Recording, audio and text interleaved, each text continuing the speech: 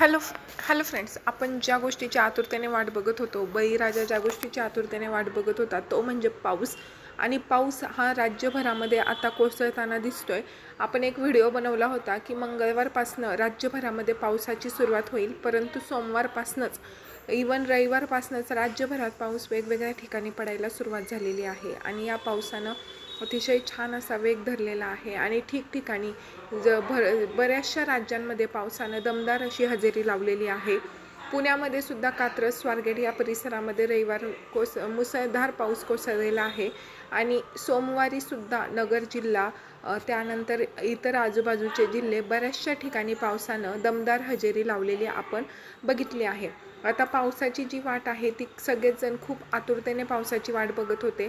पाळी पेरणी ह्या सगळ्याच गोष्टी लांबणीवर गेलेल्या आहेत, कारण पाऊस हा यंदा उशिरा आलेला आहे. याचा परिणाम म्हणजे हे का झालं तर अल नियो हे वारे जे आहेत ना ते तयार होत असतात पॅसिफिक महासागरामध्ये, आणि त्या वाऱ्यांच्या प्रभावामुळे पाऊस हा वेगवेगळ्या ठिकाणी पडणार, कसा पडणार हे समजत असतं. आता अल लिनो हे वारे तयार झाल्यामुळं काय होतं की या आशिया खंडातील जे देश आहेत तिकडे पाऊस जो आहे तो लांबतो किंवा पाऊस पडत नाही, आणि जो पाऊस आहे तो अमेरिका युरोप खंडामध्ये जास्त पडतो. आणि त्या वाऱ्यांचा परिणाम हा आपण आत्ता पाहतोय. जवळजवळ 20 दिवस पाऊस हा आपल्याला उशिरा पडताना दिसतोय. 7 तारखेला खरं तर मान्सून कोकणामध्ये दाखल होत असतो, आणि कोकणामध्ये 7 तारखेला मान्सून पडल्यानंतर पुढे आपल्या इकडं 9, 10, 11 जूनपर्यंत पाऊस पडत असतो. पण यंदा काय पाऊस तसा पडला नाही. इवन किती मोठ्या प्रमाणात ऊन होतं हे आपण सगळ्यांनी बघितलेलंच आहे.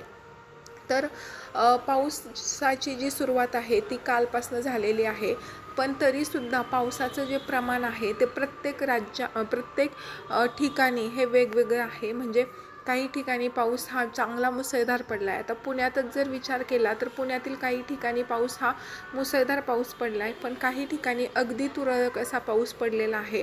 कात्रज झालं, स्वारगेट झालं, ते या परिसरांमध्ये पिंपरी झालं, या परिसरांमध्ये खूप चांगल्या पद्धतीनं पाऊस पडला आहे. परंतु भोसरी, दिघी, आळंदी या परिसरामध्ये पावसाचं प्रमाण हे खूप कमी आहे. पाऊस तिथे पडलेला नाही आहे. तर अशा पद्धतीने अजून सगळीकडे पाऊस पडलेला नाही, परंतु पावसाची सुरुवात झालेली आहे. आणि ज्या वेळेस पाऊस पडायला सुरुवात होतो त्यावेळेस सगळीकडे थोड्याफार प्रमाणात का होईना पाऊस पडेल अशी अपेक्षा आहे.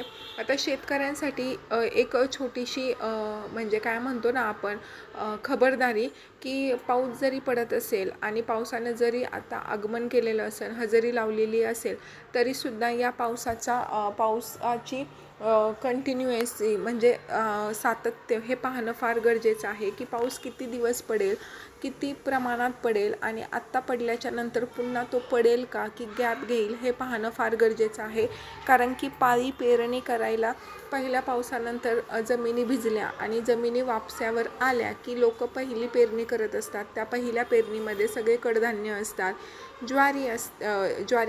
बाजरी असते, मका असते, अशा पद्धतीचे जे धान्य आहेत, मूग, हुलगे, उडीद, हे कपाशी, हे जे गोष्टी आहेत, हे जे पिके आहेत ते घेतली जातात. परंतु पाऊस हा पडला आहे, परंतु जमिनी आधीच खूप उष्णतेने तहानलेल्या आहेत. त्यामुळे जमिनींची तहान भागायलाच पहिले 1-2 पाऊस जातील आणि त्यानंतर जमिनी ओलावा धरतील. त्यामुळे आपल्याला दुसऱ्या पावसाची सुद्धा वाट बघावी लागणार आहे. पाऊस व्यवस्थित पडल्यानंतरच पाळी पेरणी करण्याची जी सुरुवात आहे ती शेतकऱ्यांनी करावी. आणि व्हिडिओ कसा वाटला, आवडला असेल तर नक्की लाईक करा आणि माझ्या चॅनलला प्लीज सबस्क्राईब करा. थँक्यू.